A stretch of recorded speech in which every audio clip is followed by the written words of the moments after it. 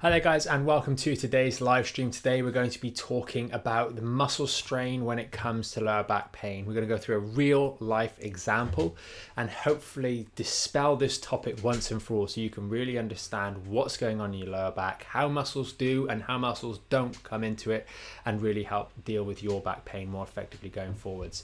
If you are new to the channel, please do consider subscribing, and with that out of the way, let's get into today's live stream.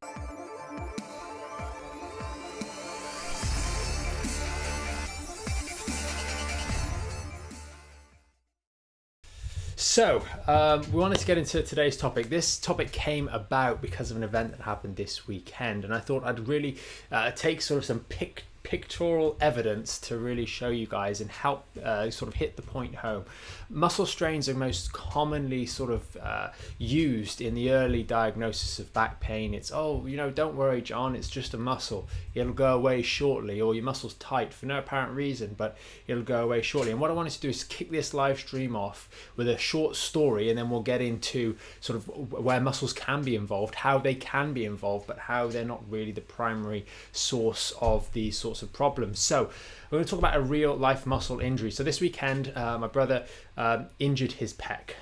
So he'd actually torn the pec muscle in his arm, and it's a bit of a graphic picture, but I'll show you guys very briefly what it actually looks like when we have these sorts of injuries. You can see just over my shoulder, just over here, you can see that profuse bruising down the front of the arm. It was a little bit worse than that the first day. This is the second day where he's actually damaged the pec. There was a clear, we'll get that one off the screen, but there was a clear mode of onset, a clear action that led to the injury of that muscle, the strain of that muscle. And when it's a little bit more severe, it could be worse than that, we get a lot of bleeding inside the muscle. Muscle tissues are very, very vascular, as we already know. It's got a very good blood supply compared to other structures in our lower back. So when we injure them, they are going to bleed. You're going to get that bruising and that swelling over that area. That's going to be very, very visible. And the real point with this is that there's a very clear mode of onset, but all too often when we get people coming in with back pain, or we see it online, or we see questions on the YouTube about, oh, well, I've got back pain, it's just a muscle, or I saw the GP, they said, oh, it's just a muscle.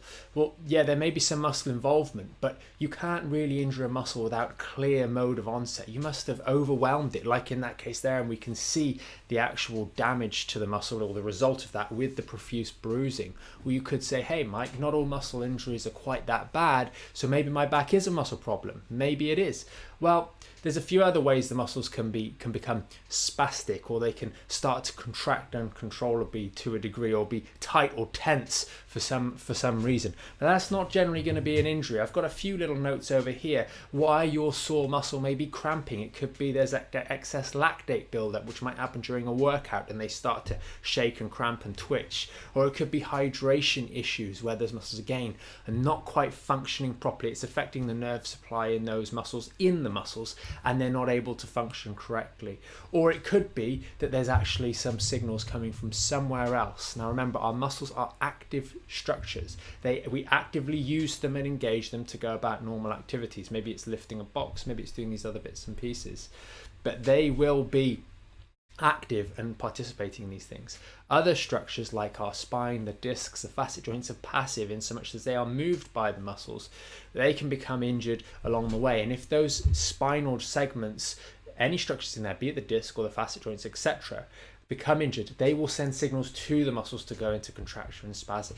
So with this, the basic question, or the premise here, is what does this actually mean for your lower back pain? Well, if we haven't got profuse bruising, we haven't got a significant overload on those muscles at a point of time, it's not a muscle that is causing the pain, or it's not a muscle that is the problem. The muscle can invariably be making the pain worse. Yes, the muscle can go into contraction because the joint is telling that muscle, hey, I'm injured, try and protect me. And for a moment, that may actually be advisable for a few moments to get you out of harm's way when you first injured yourself. It's a natural contraction, a natural reaction, but persistent over many days, weeks, and even months to have this muscle spasm is not appropriate. And when we get into situations like facet joints, etc., which have a lot of sensors in them essentially, and they go out to the muscles, when we bang those facet joints together in an inappropriate manner, maybe maybe because of lack of muscle control, maybe because we've moved funny, maybe because we've been caught off guard in a whiplash, for example, then that can lead to very, very quick and painful spastic contraction in those muscles, because the nerves are telling those muscles to overreact. But that is not a muscle problem. Now, commonly you will be given, if you go to your GP with this, they will give you some muscle relaxants. They'll say, hey, take these. These muscle relaxants will calm the muscles down a little bit. But again, that's not dealing with the underlying problem. We're not dealing with the compression or the injury in the lower back that is causing the muscle spasm and resulting in that inappropriate contraction. So that's really the main purpose, the main point of today's live stream, is really to address the concept of muscle strain, of straining a muscle, creating significant trauma to the muscle and the resultant bruising. That's a very easy way to identify if we've had any significant trauma to those muscles. But if it's not, and if it's a lower back problem, which is caused by compression through the spine, sending signals out to those muscles to tell them to contract, focusing on just stretching that muscle out, doing some acupuncture, maybe some myofascial work or other techniques, we're not really going to get to the crux of the matter. And this is really, really, really important. So what can we do? Well, invariably, those muscles can become strained. They will be overworked. And if a muscle is overworked, you see this in the acute example, where maybe we're doing excessive physical exercise, we mess up the functioning of those muscles. They cannot cope and they start to become a little bit spastic, a little bit inappropriate in their contraction. And that is a failure of those muscles. And many of you guys will already know the answer to this and know where I'm going. Part of a back in shape is that we're going down the route of that muscle is not strong enough. Too many of us are spending too long sat down in inappropriate positions with the muscles pulled out on stretch. We're slouching in our chairs, especially in recent times. We're spending long time sat down. We're not getting enough activity on a daily basis, and that leads these muscles to be pulled apart, stretched and opened out, and they slowly weaken. And the challenge with these issues is actually rebuilding those muscles safely around that lumbar spine if it's injured without causing any further damage. And also often people will go down the route of doing things like sit-ups and crunches and those sorts of things, which do not strengthen the lower back. They also increase compression through the discs. So that's where we've got the back in shape, and many of you guys are doing that already. The back in shape is a sensible way of building up strength and stability around that core, around that midsection, in a way that protects your lower back and means that those muscles don't have to be strained as much as they get stronger, because as they get stronger, they can work more effortlessly to hold your body upright and go about those daily tasks that you need to do. Maybe it is emptying the dishwasher, maybe it is going up and down the stairs, maybe it is taking the dog for a walk. Your muscles will become stronger and able to cope with that, and therefore less strained. If you do have a specific muscle strain at a specific time, it'll recover very, very quickly. But if it's something that's ongoing, the muscles are quite clearly going to be being overworked and need to be built up so they are stronger. And that may sound a bit counterintuitive. You may think, well, you're saying already the muscles are overworked. Why are we going to then overwork them specifically in a strengthening program? Because they're being chronically overworked at a low grade and they're not being given that respite. We need to work them to get them to go through adaptive change, get them stronger so they can more effortlessly support your body on a daily basis, which also means decreased likelihood of re-injury on a daily basis as well. As those muscles get stronger around the back, around the hips, etc., alongside some of the flexibility work that we recommend, you're going to find that actually we can support that lumbar spine much more effectively so that it doesn't get into trouble like it used to. And then we've got more protection for that lower back. So that's pretty much it. It's been a short, sharp and sweet one for today's live stream. But if you guys have any questions, then please do post those in the comments below. Maybe about your muscle strain. I know some of the guys in Back in Shape, you've got things like facet issues and other issues and can really experience some of those very sharp muscle spasms when they happen. And it can be really problematic. But we really need to work on strengthening things up so we provide more stability. Okay, awesome. Good morning, everybody. Yes, please do keep your questions coming in. I think probably a few people were surprised to see that image of the torn pec there this morning. You can see all the bruising. I thought it would wake everybody up. It's pretty. It's a big bruise essentially because there's tissue damage there. In terms of recovery, if anybody does suffer anything like that in the past, is it just a slow, gradual return to you've got to be careful because that muscle's actually damaged. Mm-hmm. And I mean, that's where it really, really baffles me, because in that particular instance, he should not be doing any sort of excessive stretching. Yet what are you given when if you have strained a muscle in your lower back, you get told to do things like knee hugs and stretch it out even more? That's absolutely awful advice. We've got a, in that particular example I showed you guys, unless anyone wants to see it again, post in the comments. I won't pop it up on the screen again. But we have just over here, we have essentially the muscle which has a tear in it. It's weakened, it's failed because the forces of pulling it apart during the contraction in the example there have created a rip. So the notion that if you are going to go on a muscle strain being a serious diagnosis, the notion that you want to pull those two ends further apart is absolute madness. It's so incoherent. It's unbelievable, and I really fail to understand how someone could diagnose a muscle strain and then give them give the necessary advice to stretch it out and pull it even more. No, we want to take pressure off so this can heal back up and settle back down, and that's the same principle as our back in shape work. It's the same principle where we say the back is injured. We do not want to further strain, whether it's pulling apart or whether it's compressing down. We don't want to strain those tissues. We want to leave them a little bit still for a couple of days, especially after the acute injury. Now that happened on Saturday and we're now on Monday, so we're still in that zone. We're on Tuesday. No, we're not. We're on Monday. Today's Tuesday. Today is Monday. Yesterday was Sunday. Oh dear. Oh dear indeed. No, today is Tuesday. Right. Oh my goodness me. Okay, well anyway, we'll skip that little bit. Wow, today is Tuesday. Correct. Right, shall I ask you the next question? Yeah, maybe we'll go on to the next question.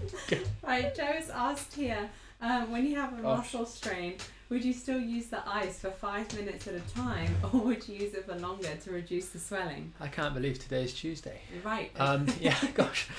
Yes. So, with that out of the way, in answer to that question, immediately afterwards, kind of just don't do too much.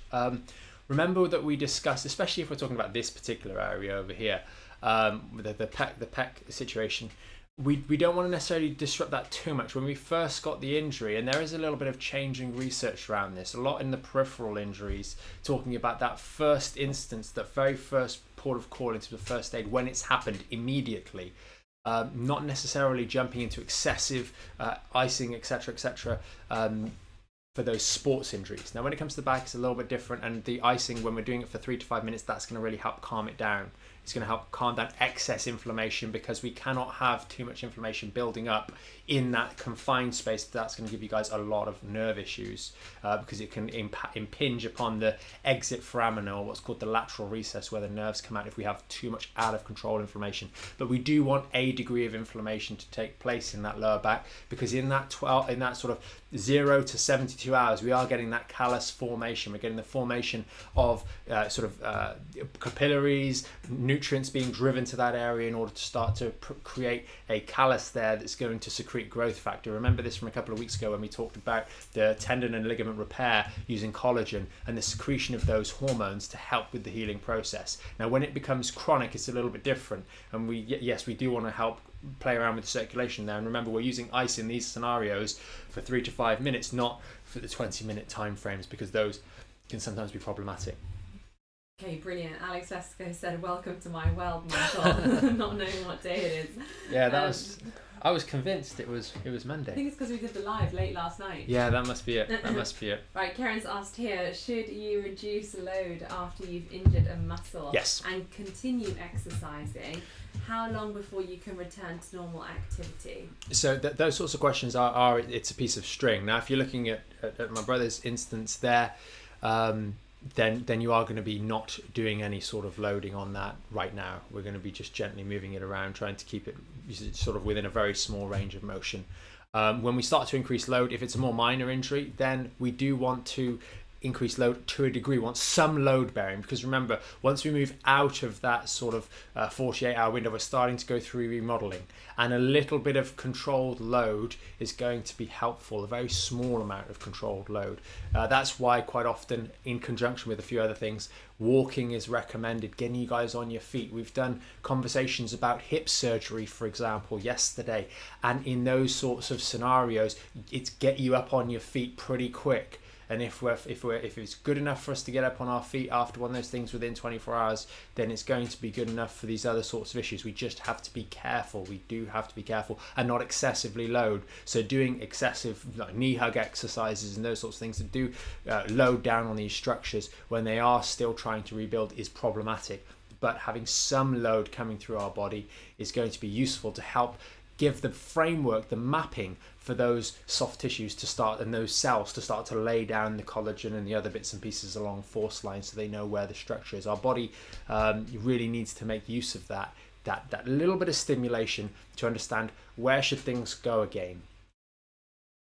Wonderful. Okay, and Kate left a really lovely comment. She said, good morning to you both. Sorry to hear of your poor brother's injury, Michael. A blessing to have your knowledge to help him, which is very sweet. Thank you, Kate. He'll be okay. and I think that is everything for today. A sort of shorter, sweeter live stream today. But yeah, thanks everybody for your questions. Hope it helps. Yeah, thanks guys for joining us. So that's pretty much it for today's live stream. Hopefully you guys did find it helpful. Remember, we are racing towards that 150 live streams, and things are going to change a little bit after this Friday. We'll have more details to follow on that and how things will be changing, and some other exciting announcements that will be coming out later this month as well. We've already alluded to them on a few occasions, but we will have more details for you guys to follow very, very shortly. Anything else, Lara? Just got one more question. One more question. We'll go through again. Ollie's just asked, if the injury only occurs on one side, should we be doing single limb exercises to balance out the imbalances? If we're talking about a lower back injury, then no, I don't really like single limb exercises. Well, no, sorry. Let me change that slightly. We can do single limb exercises, but I don't want you guys focusing on one side. Always work symmetrically as best as you can. Don't just end up doing 1,000 reps on the one side to try and make it recover. Work symmetrically, and over time things will balance out. That's really sort of my gut instinct on how to do these things. Quite often you find that athletes that go through an injury on a limb will do the rehab on the one side, but not really do the rehab on the other side, and they actually end up strengthening this injured side much more so than the good side, and then the good side goes afterwards. So if you're going through any rehab, whether it's spinal, where it's going to be in the middle anyway, which is where this justification really comes from, if we've injured the spine in the center of the spine, whether the symptoms are on the left leg or the right leg, or they swap legs, work symmetrically. When it comes to the limbs, the right knee, the left knee, etc., actually when you're doing the rehab, working on both symmetrically as you go through that rehab process is going to mean that the bad leg and the good leg benefit from the rehab for the bad leg, rather than just working on that bad leg or bad shoulder or bad arm or bad wrist without taking the time to do the work on the other one. If you've injured one limb, there's a good chance that the other limb has some degree of incompetencies to it. Maybe there's a bit of a history there, but it's always a good idea to do the rehab on both sides, because there's lots of benefits to that, and it'll only strengthen the non-injured side as well, which is sensible to do. Brilliant. Awesome. Yeah. Got it? Awesome. Fantastic. Hopefully you guys found that helpful, and we will see you guys tomorrow with hip hinge, which will be a nice one to do. Help you guys with regards to bending properly and really understanding the movement pattern behind the hip hinge. So do join us tomorrow for that one. Until then, have a great day, guys, and we will see you tomorrow with another live stream.